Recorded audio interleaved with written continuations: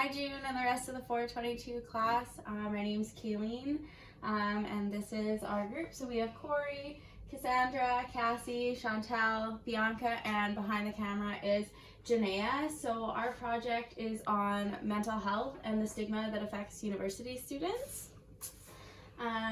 So our presentation will go over the background and statistics of mental health and university students and the stigma that affects them.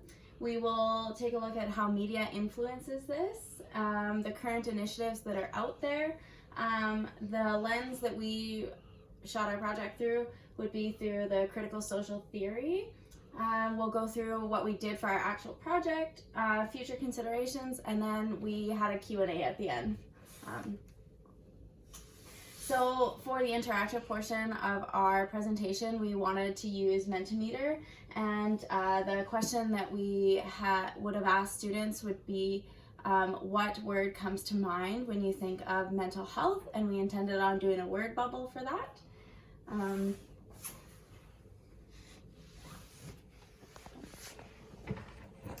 So just a bit of a literature review. So we wanted to look at the mental health in university students.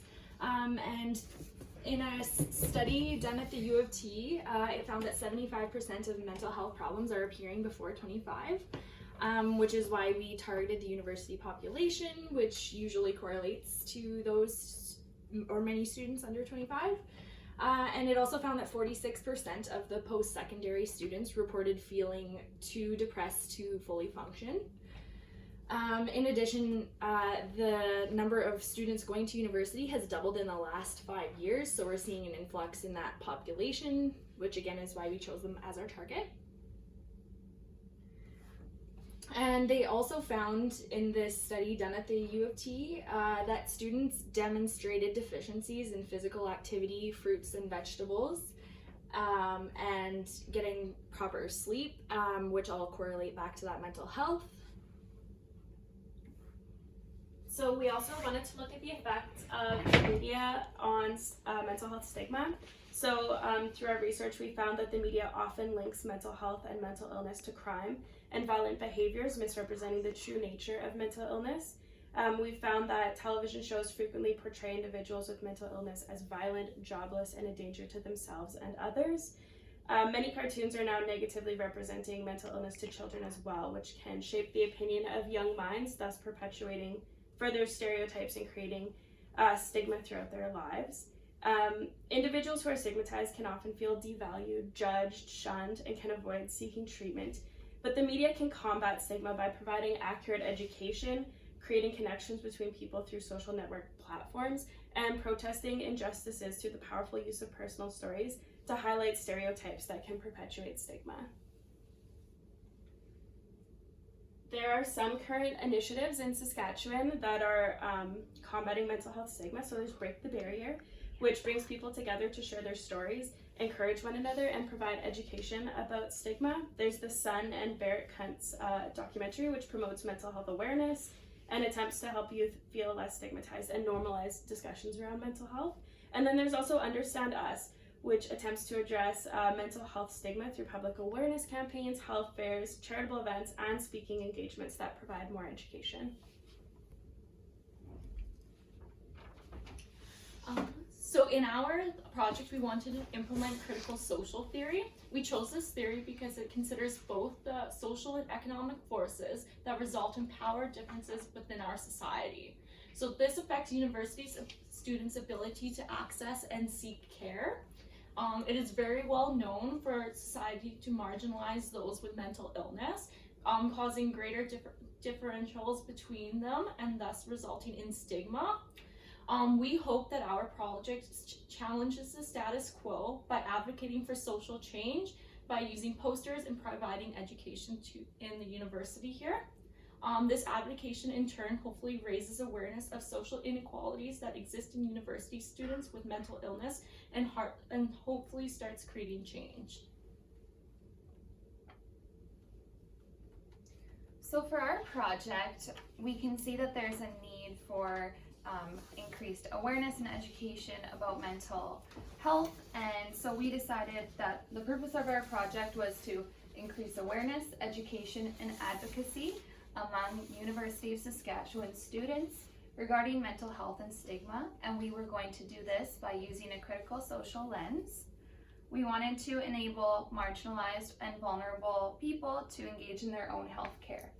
So we used 8 by 11 color printed posters, which we'll show you in just a minute, containing educational material about mental health. And the information was obtained from the Centre for Addiction and Mental Health, which is in Toronto, which is Canada's largest teaching hospital about mental health. And this hospital is important for research, education, and supporting social change, which is why we selected to get information from there. So the method was to staple the posters to bulletin boards around the U of S campus in the Health Sciences building to target the university students. And we chose this method because it's cost effective and we could reach a large audience.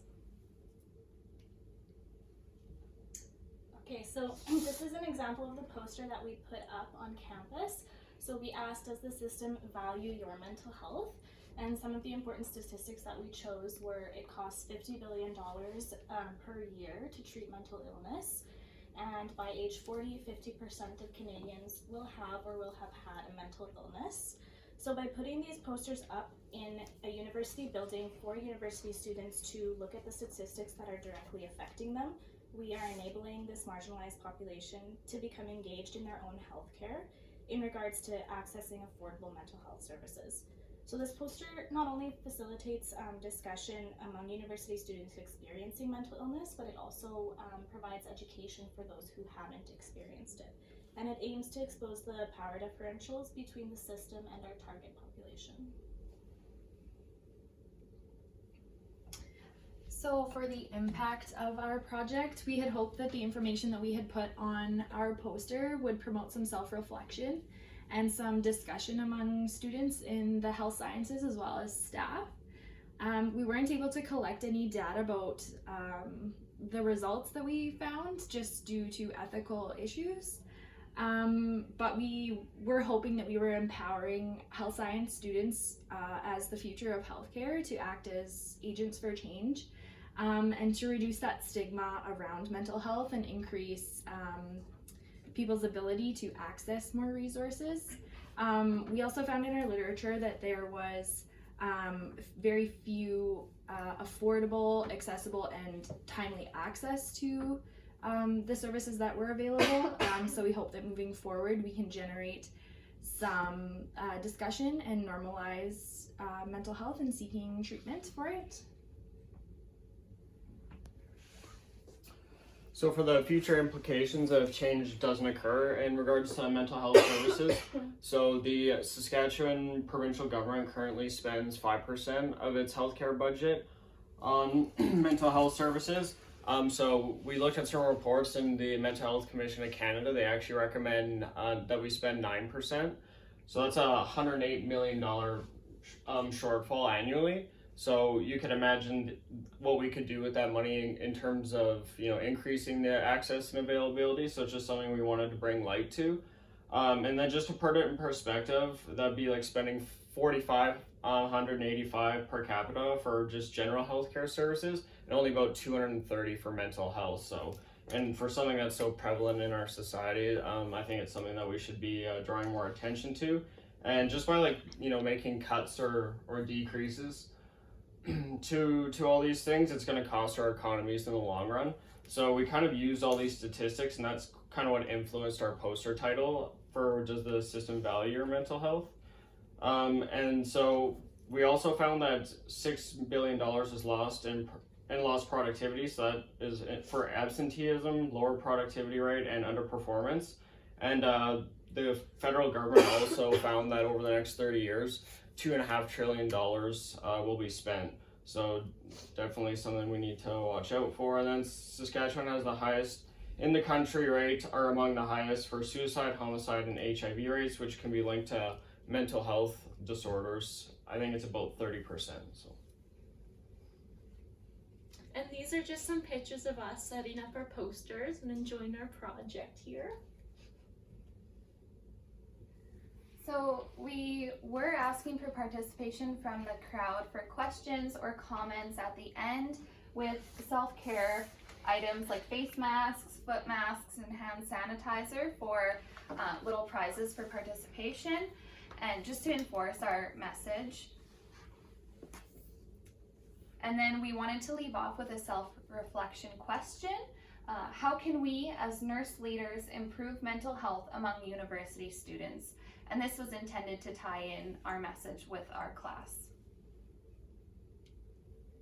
Thank you. Thank you. Good references.